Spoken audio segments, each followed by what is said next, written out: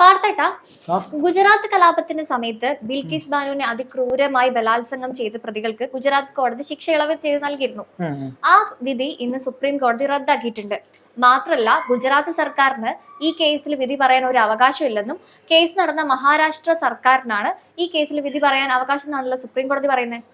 അതെ, അത് സുപ്രീം കോടതി പറഞ്ഞത് കാര്യമാണ്. കാര്യം എന്ന് വെച്ചാൽ അവിടെയാണ് വിചാരണ നടന്നത് ഈ കേസിന്റെ. അപ്പൊ അവിടുത്തെ സർക്കാരിനാണ് ഇതിലൊരു തീരുമാനം എടുക്കാനുള്ള അവകാശമുള്ളത്. അത് മറികടന്നുകൊണ്ടാണ് ഗുജറാത്ത് സർക്കാർ ഇത്തരത്തിലൊരു നടപടി എടുത്തത്.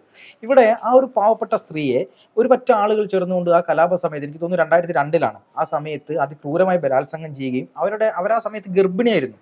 അപ്പൊ ആ ഗർഭിണിയാണ് എന്നത് പരിഗണന പോലും കൊടുക്കാതെ ആ പിഞ്ചു കുഞ്ഞിന് അതിൻ്റെ ഉള്ളിലുള്ള ഭ്രൂണത്തെ എടുത്ത് ചവിട്ടി അരയ്ക്കുന്ന ഒരു ക്രൂരതയാണ് നമ്മൾ കണ്ടത്.